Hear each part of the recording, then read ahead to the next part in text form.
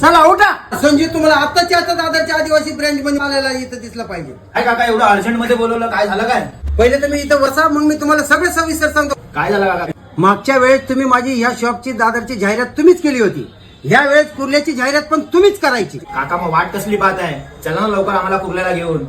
चला उठा. आम्ही आलो कुर्ला स्टेशनला. कुर्ला स्टेशनवरून ईस्टला उतरलो. तसंच समोरच आम्ही चालत आलो. तर काकांना विचारलं, काका हे समोर काय? तर हा आहे ईस्ट पॉइंट. हो ताई, इकडे कुठं? इकडे चला. मला वाटलं पुढे खूप चालायचं, पण नाही. स्टेशनच्या ईस्ट पॉइंटच्या समोरच 1 मिनिटाच्या अंतरावरच आहे आपलं श्री आदिवासी सावंती हर्बल हेअर ऑइल.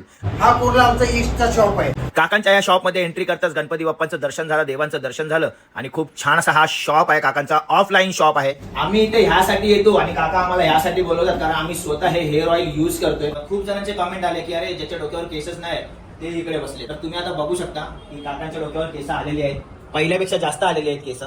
वयोमानाप्रमाणे हे हेअर ग्रोथ होतात आणि अगोदर काकांचं थोडंसं जास्त टक्कल दिसत होतं आणि आता खूप छान असा ग्रो केला. काका तुम्ही रोज हेअर ऑइल वापरताय? हो, रोज वापर. आम्ही स्वतः बघतो, स्वतः वापरतो. तर तुम्ही इथे या आणि कुर्ला ईस्ट मध्ये ब्रांच मध्ये नक्की व्हिजिट करा. मुंबईमध्ये फक्त 2च शाखा आहेत, दादर वेस्टला आणि कुर्ला ईस्ट मध्ये. त्या काकांची आहे स्वतःची शाखा इथे. तुम्ही जर कुर्ल्यामध्ये राहत असाल तर नक्की इथे व्हिजिट करा. माझी सून वापरते तेल, संजय वापरतो. केस बघा माझ्या मुलाची. विनय कुमार सर जे आहेत त्यांच्यानंतर माझा नंबर लागेल. पण नक्की तेल चांगलं आहे, तुम्ही वापरून बघा.